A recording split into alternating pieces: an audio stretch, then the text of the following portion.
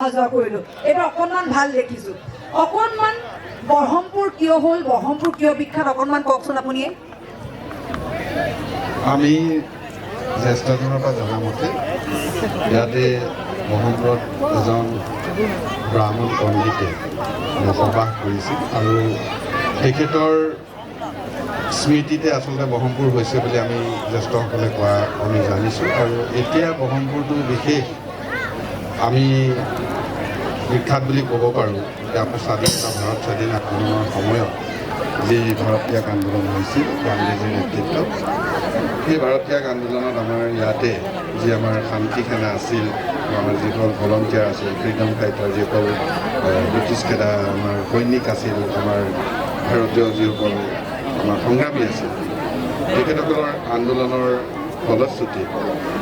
1942 চনৰ 18 ছেপ্টেম্বৰত এই ইয়াতেই বৰগছৰ তলত 4জনকৈ শ্বহীদ হৈছিল হবিপুৰ বলুপুৰ লখিয়াজুৰিত আৰু বলেশ্বৰী বুকনি আইতা আৰু তেখেতসকলক লৈ বৰহমপুৰখন আজিৰ ব্যৱস্থাত বীৰভূমি বা পবিত্ৰ ভূমি হিচাপে জনা হৈছে তাৰ বাহিৰেও এই বৰহমপুৰত বিভিন্নটা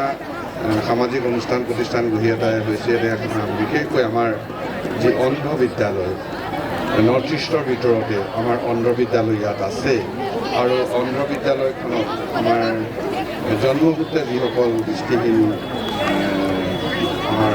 যুৱক বা যুৱতী আহে পিতৃ মাতৃসকলে ইয়াতে ৰাখে আৰু ইয়াৰো এটা ইতিহাস আছে এই স্কুলখন বহুত দিন আচলতে গভৰ্ণমেণ্টে লোৱা নাছিল যিকোনো কাৰণতে হওক এই স্কুলখন ল'বৰ কাৰণে অসমৰ কেবিনেটত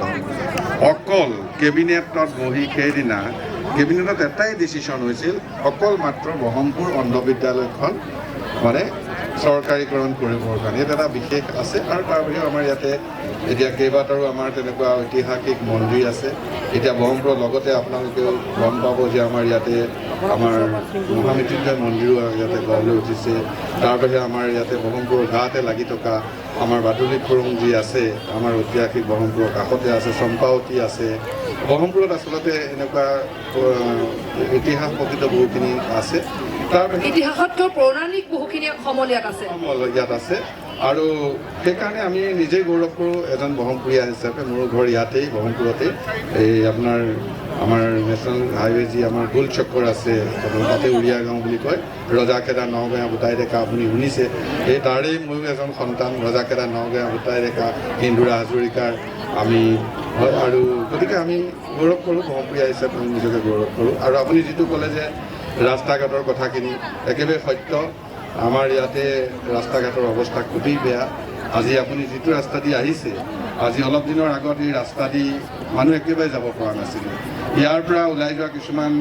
অন্য ধৰণৰ ৰাস্তা আছে সেই ৰাস্তা দি ৰাইজ বৰহমপুৰৰ ৰাইজ আপোনাৰ NH 37লৈকে নগাঁও চহৰলৈ গৈছিল এতিয়া অৱশ্যে ৰাস্তাটো ভাল হৈছে আপুনি অলপ ভালকৈ আহিব পাৰিছে কিন্তু গ্ৰামাঞ্চলৰ ৰাস্তাবিলাক মোটামুটি এতিয়াও বেয়াই আছে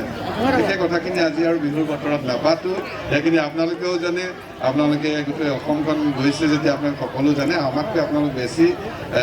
খবৰখিনি আপোনালোকে আগতীয়াকৈ পায় গতিকে আমি ভাবোঁ যে ভাল হওক যোনেই নহওক আমাৰ ৰাস্তাবিলাক ভাল হওক আমি আমাৰ আত্মীয় কুটুম বন্ধু বান্ধৱ আমাৰ পৰিয়ালৰ লোকৰ মাজলৈ যাওঁতে আমি খুব ভালকৈ যাব পাৰোঁ এতিয়া আশা কৰোঁ আৰু আজিৰ প্ৰগ্ৰেমটোৰ কাৰণে আপোনালোকক পুনৰ ধন্যবাদ জনাইছোঁ